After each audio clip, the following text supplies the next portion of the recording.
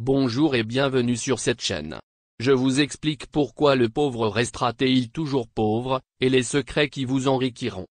Un homme d'affaires émérite a dit un jour, si vous prenez tout l'argent du monde, et si vous le distribuez à part égale entre les hommes, après un certain temps, l'argent sera concentré dans les mains des riches. Savez-vous pourquoi?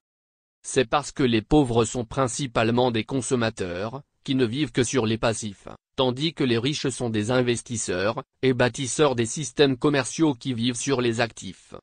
En effet, un pauvre est un homme qui laisse passer continuellement les opportunités, qui se présentent à lui, et qui n'achète que des choses qui le feront dépenser, sans jamais rien lui rapporter. Un pauvre voit des problèmes dans chaque opportunité, au lieu de voir chaque opportunité comme une solution à ses problèmes.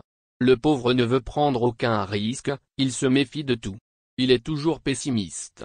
Il ne se contente que de son salaire, et il est donc obligé de travailler toute sa vie. À la retraite, c'est un homme fini.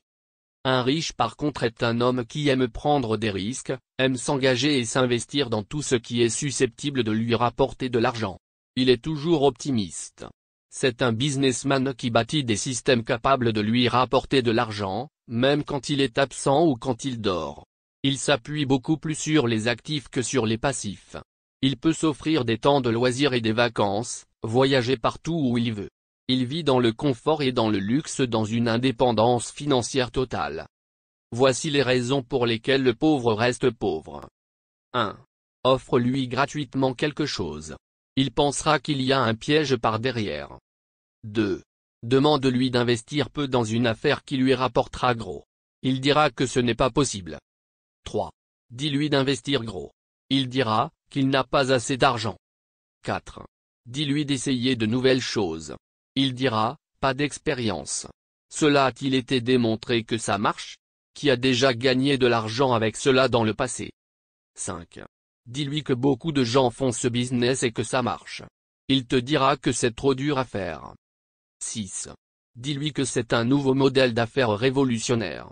Il te dira qui en est l'initiateur et depuis combien de temps ça a commencé. 7. Dis-lui d'ouvrir une boutique. Il te dira, je serai bloqué, je n'aurai aucune liberté. Et si j'y mets quelqu'un, il va me voler mon argent. 8. Dis-lui de suivre un plan de travail ou d'affaires pendant 1 an ou 2 ans. Il te dira, c'est trop long, je ne peux pas attendre aussi longtemps. 9. Demande-lui ce qu'il peut donc faire. Il dira, je suis en train de réfléchir. 10.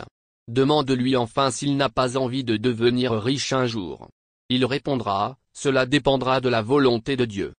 Le pauvre aime prendre conseil auprès de ses amis qui sont sans espoir, et sans expérience comme lui-même. Et pourtant, le livre saint reconnaît que les aveugles ne conduisent pas les aveugles. C'est vraiment dommage.